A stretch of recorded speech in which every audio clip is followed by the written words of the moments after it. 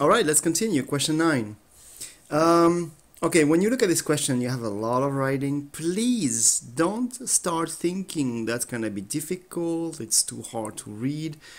You are putting yourself at a disadvantage when you have negative thoughts about an action you are about to undertake. Let me repeat that. You're putting yourself at the disadvantage whenever you have a despondent or negative thoughts about an action you are about to undertake. So, don't do it. Just think, I'll try my best. All right, let's go. On the open interval AB, the graph of G prime, the derivative of G is continuous and differentiable. Okay, fine. I'm not sure what to understand here. Let's continue. On this interval, the graph of G prime has several local max, several local mean, and several zeros. You know what? Just quickly check it here. Maybe I'm missing a piece of information here, but we'll see. Here's A, here's B. This is my boundary right here. Here's my boundary. And here is G prime with, and the interval is open. I'm going to get it here, I'm going to get it there, and here we go. Like that, several like that, and like that, okay? It doesn't matter what it is. You got several max, several means, and several zeros. Okay. The graph of G changes from concave down to concave up at which point of G prime? Okay, alright, so it's about the concavity of G once you know this is G prime, okay, be careful. So girls, this is something actually you often are making a mistake right now. G is conc up, okay?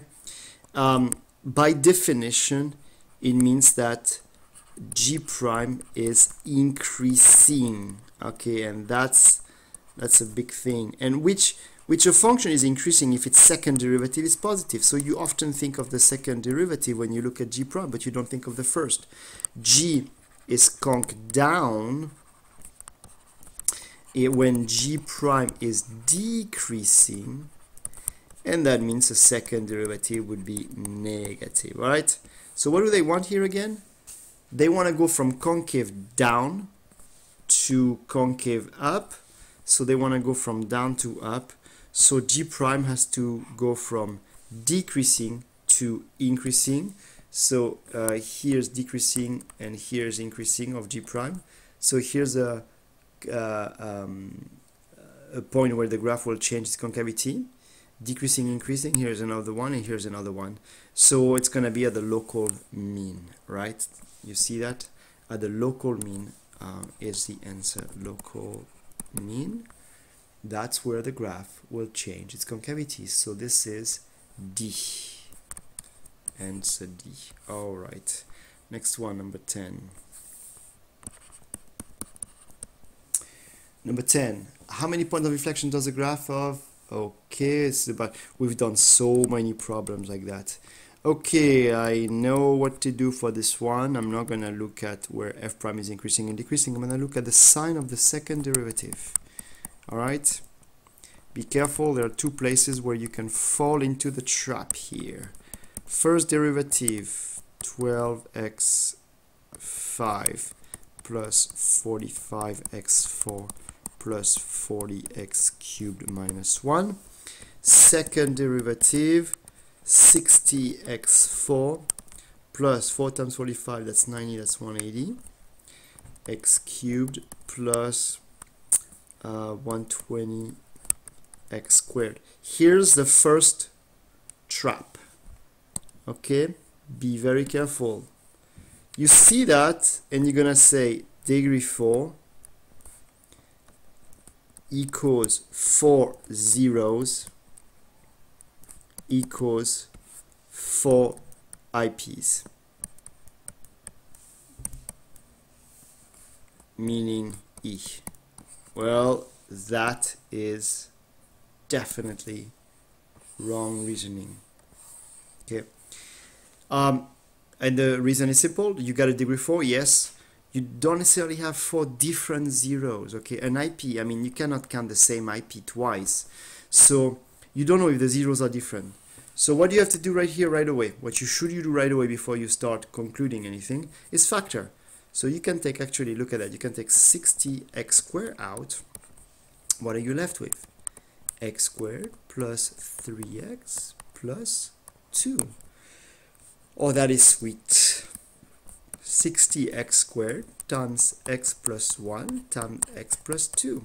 Okay, here's a second trap. So you have 0 as a 0, you have negative 1, and you have negative 2. So here's second trap.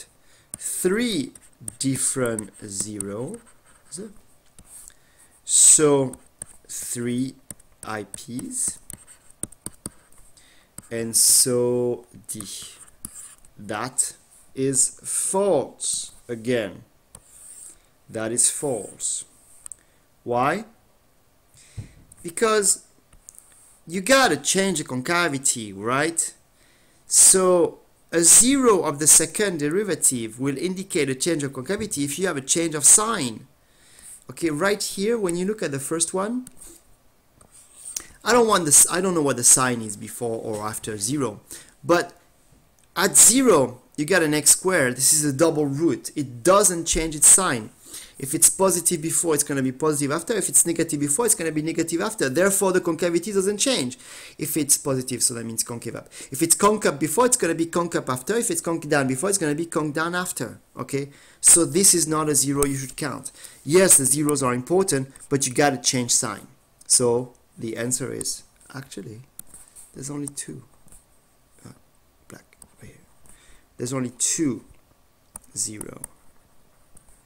No, sorry, that's 3 0. There's only 2 IPs because there's only 2 0 that change sign, so there's only 2 IPs, and so it is C. Okay, let's move on. 11. 11 is a simple one. 11 should be pretty simple. Okay, you got a function and it's increasing. So you know what's gonna be the smallest. Look, you got like 3 intervals there. Here we go, 2, 3.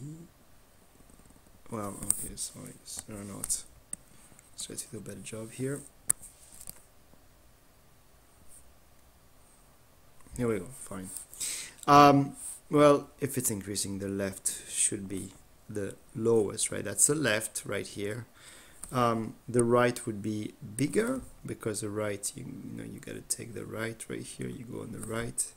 Actually, that would be the largest. The middle would be right in the middle, right here. The middle point. You take the middle point of the interval right here. You go to the middle, and you get the rectangle that is right in the middle. You go to the middle, and you draw the rectangle right in the middle. So the middle is larger than the left, but smaller than the right. As for the term, the trapezoid, well, I don't know. This is it right here. Trapezoid right here. Trapezoid right here. Right? So anyway, this one is easy. Left remains on. L rem will be the smallest, and that is B. 12. Here's another question that usually gets students frazzled before they start it, because they're asking you for the 20th derivative. Now, if you are going to derive this 20 times, you are on the wrong track, alright? You don't derive a function 20 times, this is ridiculous. So there's got to be a much faster way. So I'm not sure what's the way here, but let me derive the first time. I have 2 sine of 2x. Alright, well, I'm not sure I see anything there. Let me derive a second time. Oh, sorry. Yeah, right. Made a mistake. You spotted it, of course. It's 2. The derivative of sine is cosine, right? Okay, derive a second time. Now, the derivative of cosine is negative sine. So the 2 goes out. So it's going to be like 2 times 2, 4. I'm going to write that as 2 squared. Negative sine 4x. Why 4? Why 2x, of course. You don't multiply that by 4. Well, still a bit unclear, a bit fuzzy. Let me derive a third time. So the derivative of sine is cosine. 2 2 will multiply 2 squared to give it 2 cubed. The sign doesn't change. 2 cubed cosine 2x. And when you derive the fourth time, you remember the parenthesis notation here, you have plus, the derivative of cosine is negative sign, so that will cancel the sign. 2 to the fourth sine of 2x. And with this sine of 2x, we are back to where we started, right? Sine of 2x right here. Okay? So, except that I have a 2 to the fourth, and it's a plus. So that's good. I'm not gonna... Okay. So, I also see that my powers correspond to the order of the derivation. 4, 4, Q, 3, 3, 2, 2, and right here it's a 1, right? 1, 1. And therefore I'm thinking, all right, I'm just going to repeat what I've done here, increasing the power by 1. If I derive that again, I'll be right here. That's going to be the fifth derivative, and then that's going to be the sixth, and then it's going to be the seventh, and it's going to be the eighth. So it's all, we call that cyclic in math. It recycles itself after 4 rounds, basically, okay? That's not a very good explanation, but you get the gist of it, I hope. So where's 20? Well, keep on going, you know. 5, 6, 7, 8, 9, 10, 11, 12, 13, 14, 15, 16, 17, 18, 19, 20. I'll be right here. And so I'm thinking that y of 20 should be 2 to the power of 20. It's the same exponent. And then times sine of 2x. Okay? That's it. Which is B.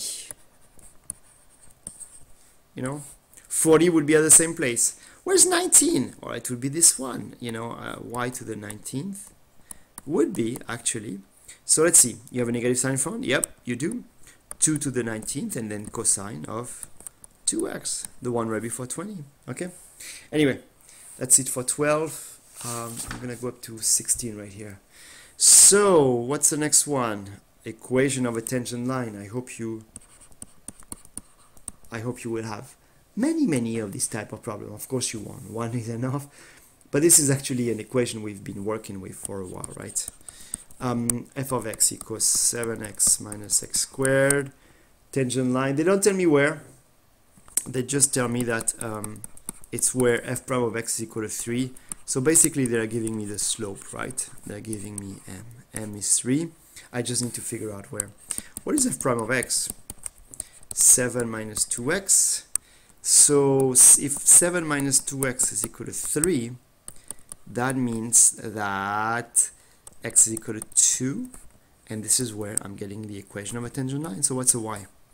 What's f of 2? F of 2 is 14 minus 4 equals 10. So the equation of a tangent line is y minus 10 equals 3 times x minus 2. They all rotate in slope-intercept, so I gotta distribute 3x minus 6.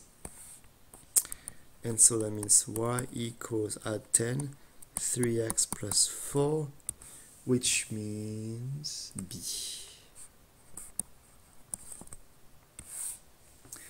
14.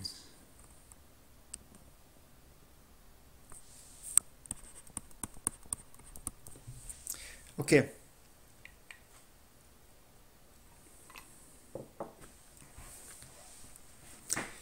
F twice differentiable function on a closed interval AB. There is a number C in AB, so that's the derivative. So you know what? I need to see clearly here what's going on. Here's A, here's B. They don't tell me where f of A and f of B are, right? So I'm gonna put like f of A right here. I'm gonna put f of B right there, doesn't matter where. And twice differentiable, let me just draw a polynomial. Here we go. Twice differentiable. Okay, and that's f, right? It's not f prime, it's just f. Okay. And I do have the condition. They're telling me that f prime is equal to 0. So here we go. Look at this f prime. This f prime right here. There's a c right here. for which f prime of c is equal to 0. That means the horizontal tangent. So, which of the following must be true? F of a equals f of b. No, why? There's no reason for f of a to be equal to f of b. F has a relative extremum at c.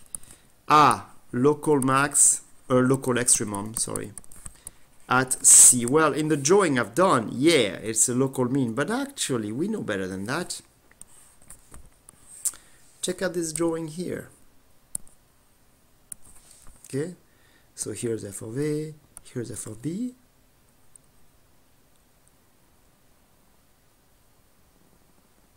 Okay, you see what I mean, right? Look at this c right there. Do you have a horizontal tangent? Yeah. F prime of c is equal to 0, but c is not a local max or a local mean. Therefore, that's not true. And f has a point of inflection at c. So right here, we do have a point of inflection. Yeah, I see it. Right, there's a point of inflection right here. Okay, what's going on here?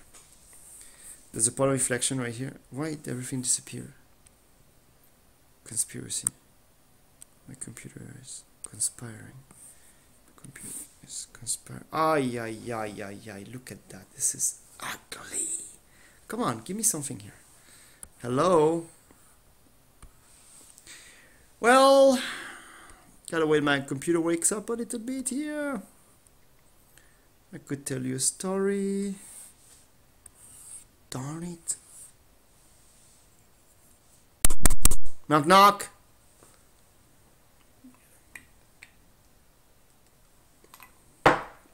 Okay. Hello. This is frustrating. This is very frustrating. Chop, chop. Chop, chop.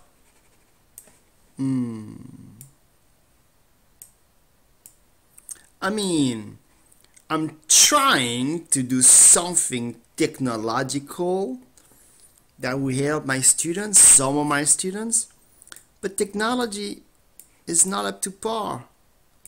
Come on. Oh, yeah. Okay, I'm gonna pause it. You know what? So, can I draw something here? All right, so we said the second one is not true, right? Point of inflection, let me see if I can draw something. Point of inflection is not true either, because look at that. Oh, look at all these things. Huh? Look at that. Forget about it. Don't look. Look at this function. Here we go. You do have a point where the derivative is equal to 0, but the concavity never changes, right? So neither 1 nor 2 nor 3 is correct, and therefore the correct answer is A.